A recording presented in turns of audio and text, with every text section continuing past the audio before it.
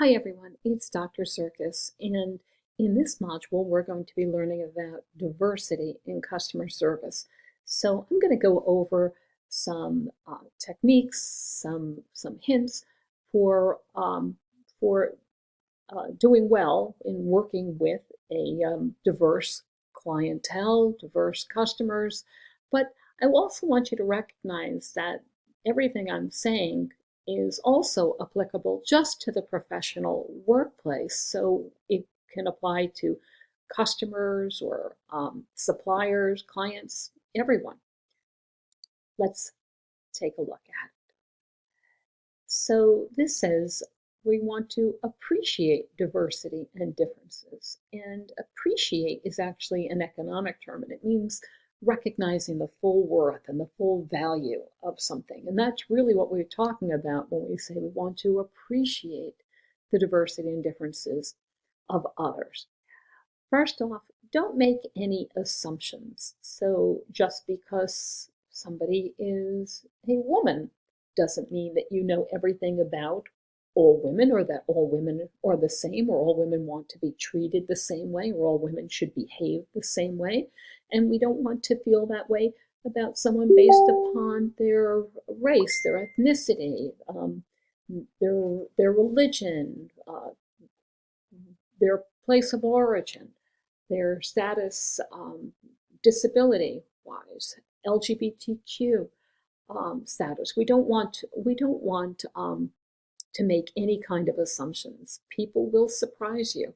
So while it can be helpful to learn about different cultures, it doesn't mean that just because you've met one person from a specific country or one person um, from a specific background doesn't mean that you've met them all or that everybody is going to be the same. Of course, it helps to learn about that kind of community, that kind of culture, people who speak that language, people who have that sort of background, whatever it is, because diversity is so very diverse. There's so many different ways that people differ from one another. But don't pigeonhole people.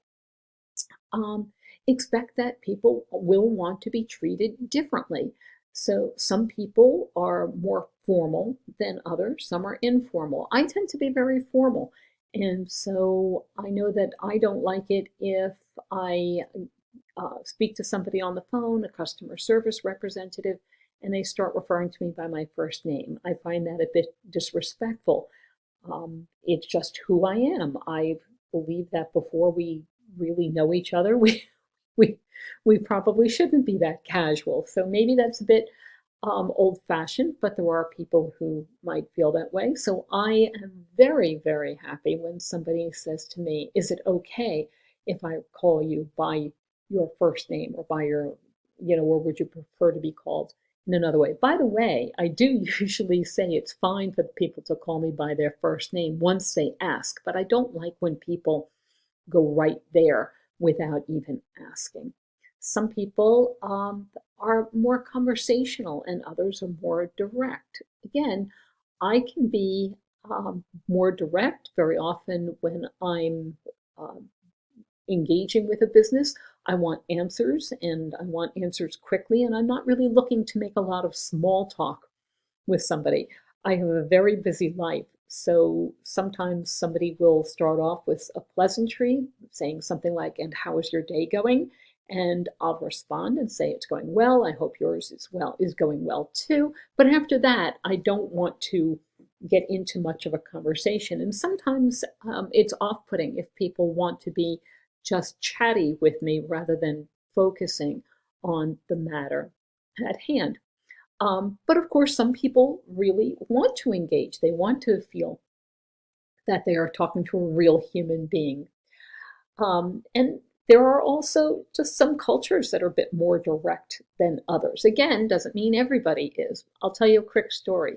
Years ago, I was traveling on business with a colleague of mine, and she wanted to extend her stay by an extra couple of days. We were at a hotel in Germany, so she asked the front desk clerk if she might be able to keep her room for another couple of days, and the woman looked at her and said, "No, you may not.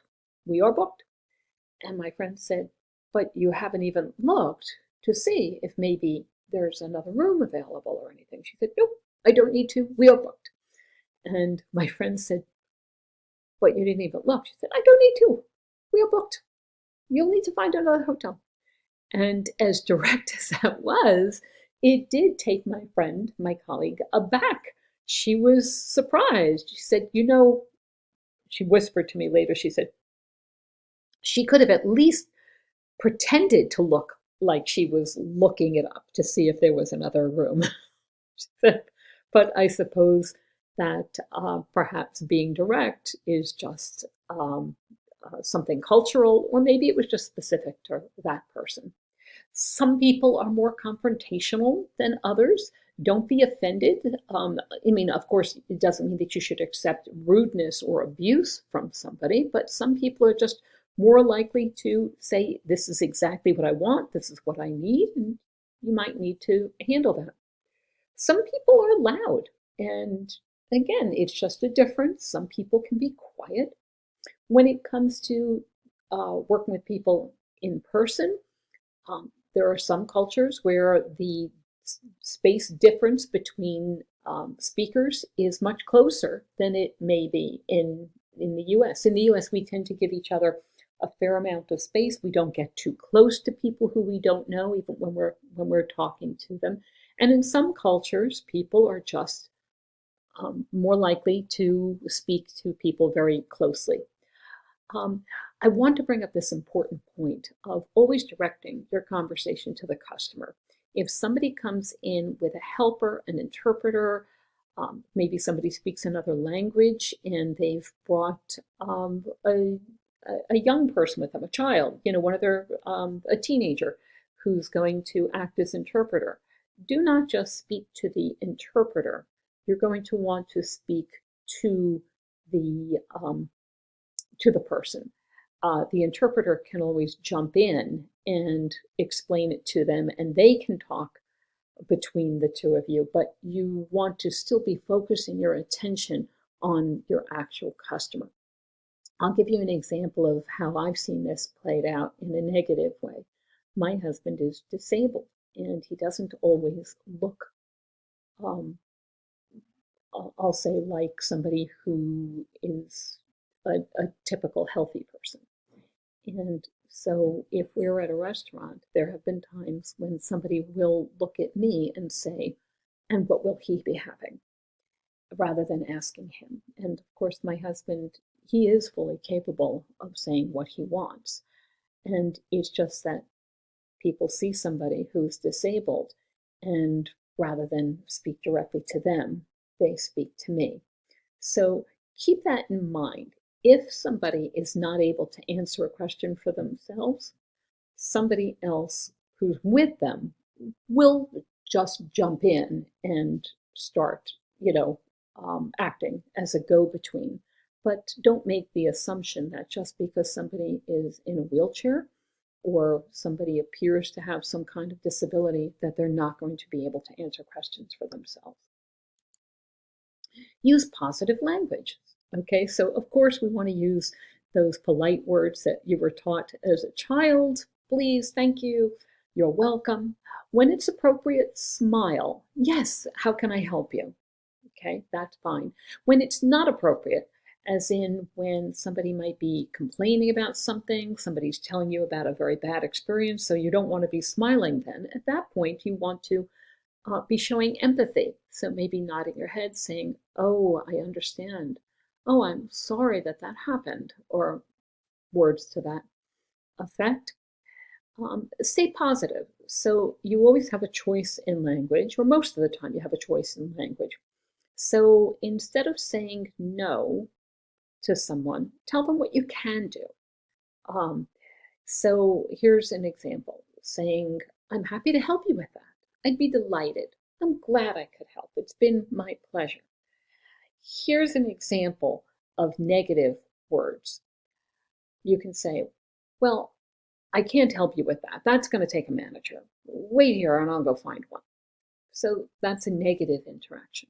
On the other hand, you could accomplish the exact same thing by saying to someone, I'm happy to help you with that. I'll go get our manager. I'll be back in a moment. Please make yourself comfortable. Something like that. All right? So again, avoiding the negative and keeping the language positive. Make sure, and this is probably the most important part, and I think you already know this, but be sensitive and not offensive. Remember, there's no place in the workplace, whether it's between you and a customer or you and a colleague or anyone else, for discriminatory language, crude or off-color jokes or remarks. Avoid sarcasm, particularly because it doesn't translate very well. People don't understand that you are being sarcastic. In some languages, sarcasm is doesn't, it doesn't make any sense. Be careful with jokes, because not everyone can agree with what's funny. You might find something funny, even if it's not an overtly offensive joke. Some people may not find what you're saying funny. Not too long ago, I was speaking to an insurance agent about getting long-term care insurance. So that's kind of a serious matter. And we were talking about finances, and we're talking about money. And this is, there's a lot of thought going on. And of course, long-term care is talking about, when I'm no longer able to care for myself. So that's a very serious matter. And the agent I was speaking to kept telling me jokes in the middle of it. And I just got so frustrated. In the first place, I wanted answers. I wanted good answers. I wanted to feel that we were talking about a serious matter. And I didn't react well. I didn't react positively to his jokes. He would tell a joke and I would just go, oh, okay. And the joke would kind of fall flat. But he continued to do it over and over again. He didn't pick up on the cue that I was sending that said, I don't want to hear jokes. I want to talk about this. It's a serious matter. Um, Ask people how they would like to be referred to. I told you that I like it when somebody asks me, oh, may I call you Jocelyn? Jocelyn's my first name. Or would you prefer I call you something else? And I just like the idea that somebody is not just assuming that they're going to use my first name and be that familiar with me. So you could say something like, is it okay to call you Anna, or would you prefer something else? People might tell you what gender pronouns they want to use, and of course you should use them. Be sure to respect those preferences and avoid assumptions. Avoid assuming that you can figure out somebody's pronouns just by looking at them. What works well is, instead of referring to somebody as he or she, it would be to refer to them by their name. So even if perhaps you were passing somebody on to your manager, instead of saying to your manager, oh, can you help her? You might say, oh, can you help Anna? Or, oh, can you help um, Manuel, or whatever the person says their name is. So, or Mr. Beaker, or whatever. So that's one way to avoid offending somebody by using the wrong pronouns, because it can be difficult at times to remember, particularly if you have a large clientele. It can be difficult to remember uh, pronouns, but just don't make assumptions. All right? So I hope that you found this helpful, and I will see you in the next module. Take care.